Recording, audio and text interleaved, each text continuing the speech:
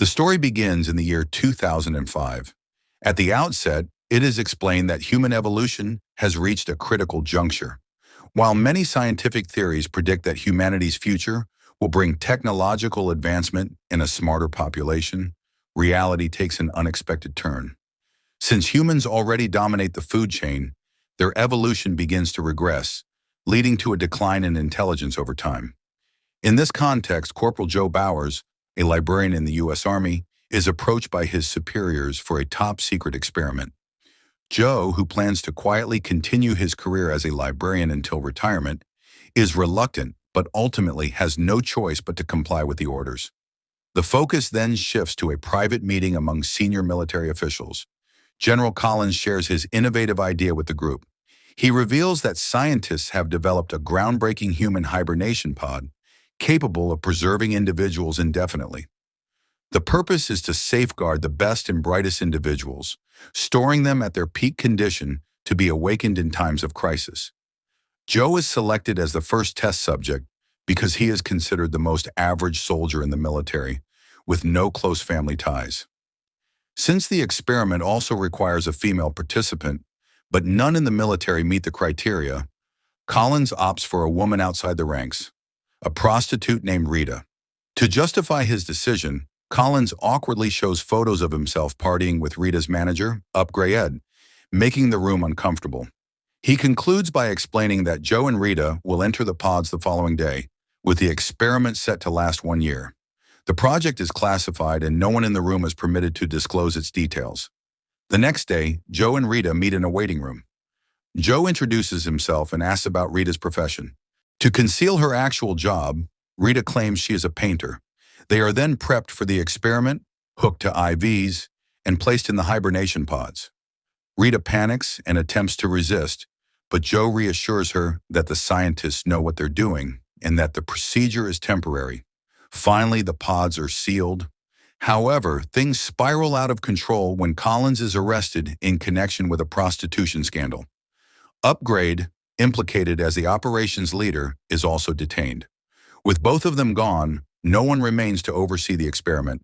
The military base is eventually shut down, and the building housing the pods is demolished.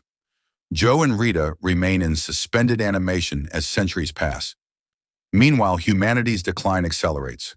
Intelligence levels plummet alarmingly, with society becoming increasingly incompetent. Although some hold hope that science will reverse this trend, the brightest minds are preoccupied with trivial pursuits like reversing baldness or extending erections. Overpopulation worsens the situation, and basic societal problems, such as waste management, remain unresolved. Centuries of garbage accumulation culminate in the infamous Great Garbage Avalanche of 2505. This catastrophic event dislodges Joe's hibernation pod, sending it crashing into a random home. Dazed and bewildered, Joe emerges, only to encounter the house's occupant, a man named Frito Pendejo. Frito completely ignores a pile of trash and a random stranger in his home, continuing to watch bizarre TV shows. He only gets up briefly to tell Joe to keep quiet. His couch is also equipped with a toilet, ensuring he doesn't have to get up repeatedly. Eventually, Frito throws Joe out of the window. The world outside feels disorienting to Joe, who comments on how much has changed in just a year. Unbeknownst to him, he has actually arrived in the year 2505. He notices a group of people on the street who communicate in a mix of slang and grunts. Joe understands them, but when he speaks normally, they mock him with insults and chase him away. Feeling dizzy and confused, Joe decides to visit a nearby hospital. At the reception desk, he tells the receptionist that he's from the military. She doesn't understand him and simply presses a button on her desk. A voice directs Joe to a diagnostic area. Thirsty, Joe attempts to drink from a water fountain, but instead it dispenses a beverage called Brondeau. When Joe asks someone where he can find water, the man laughs and says water is only used in toilets. It becomes clear that Brondeau is used for everything, including drinking and bathing, while water is considered wasteful. Joe proceeds to the diagnostic area, where he's instructed to place plugs into his mouth, ears, and anus. A nurse mismatches the plugs, but Joe completes the procedure despite his disgust. He's then sent to a doctor who dismisses all of Joe's questions with the phrase, "kick ass," and declares him mentally deficient. The doctor demands a $5 billion fee, and Joe notices the year 2505 printed on the bill, confirming that he's been in suspended animation for 5 centuries. Joe struggles to believe it until he looks out the window and sees the crumbling city where buildings are held together with ropes and the streets are filled with garbage. The doctor panics when he realizes Joe doesn't have a citizen tattoo and alerts the authorities. Narration explains that Joe has awoken in a broken world plagued by economic collapse, environmental disaster, and a cultural decline where the top movie, Ass, is literally 90 minutes of someone's rear end. Later, Joe is arrested for being unscannable and brought to court. There, he's assigned a lawyer, who turns out to be Frito Pendejo, the same person he first met in 2505. Frito mocks Joe as the courtroom erupts in laughter. Joe tries to explain his situation logically, but the judge and lawyers ignore him, declaring him guilty and sentencing him to prison. Meanwhile, Rita also awakens from her pod and tries to contact her manager and boyfriend, Upgrade. She can't reach him as the phone demands $2,000 for a call. Instead, Rita tricks a man into giving her money. Back at the prison, Joe is forced to undergo an identification process. The automated machine misunderstands his explanation, interpreting his name as "not sure," which it tattoos on his wrist. From then on, everyone starts calling him "not sure." Joe is subjected to an IQ test, where he easily answers basic questions, while others fail to solve the simplest problems. Realizing the world is filled with stupidity, Joe tricks a guard into thinking he's scheduled for release and walks out of prison. However, alarms are triggered and the police begin chasing him through the streets.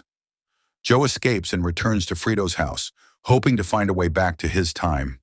He convinces Frito to help him by promising $8 billion, and Frito reluctantly agrees, revealing that he knows where a time machine might be. Just as the police arrive at Frito's house, the pair escape through a window and drive to a museum. On the way, they run into Rita, who is still conning the same man she encountered earlier. Rita gets into the car, anxious that Upgrade might come after her for the money she owes him, unaware that he is already dead.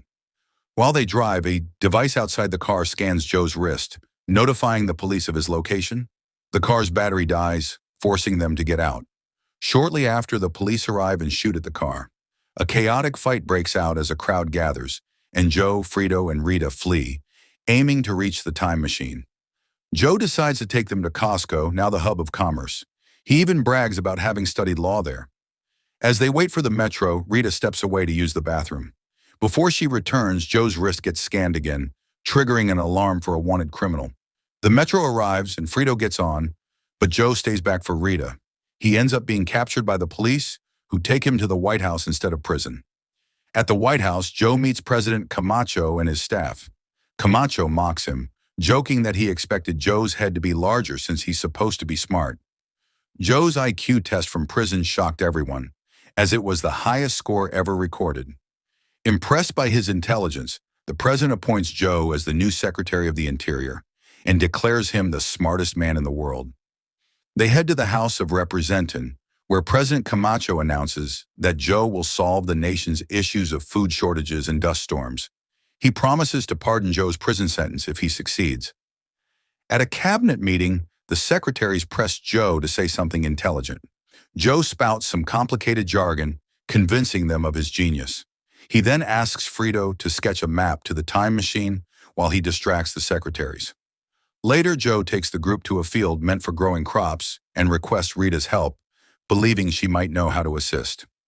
Everyone gathers at the field where Frito discreetly hands Joe the map.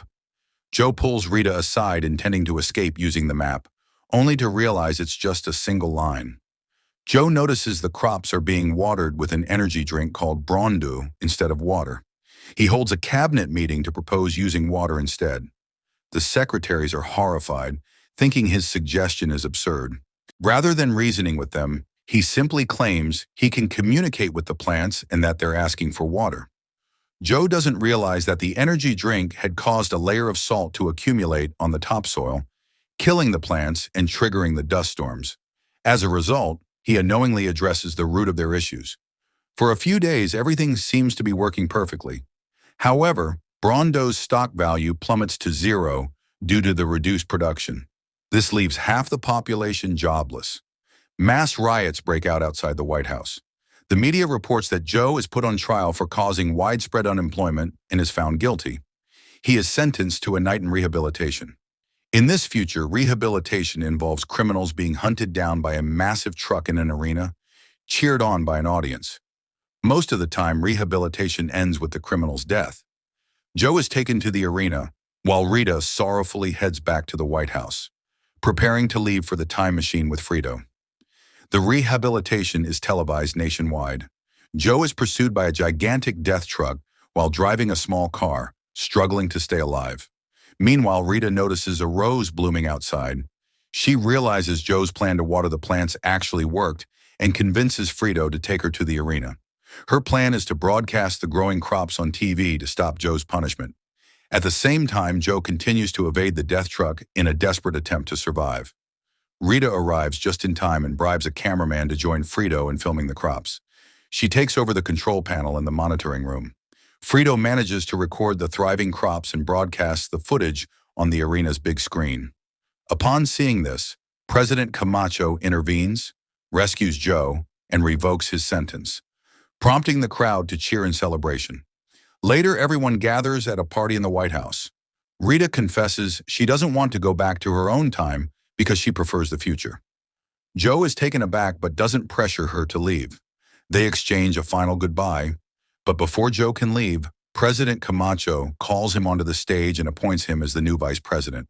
The crowd looks at Joe with anticipation, convincing him to stay in 2505.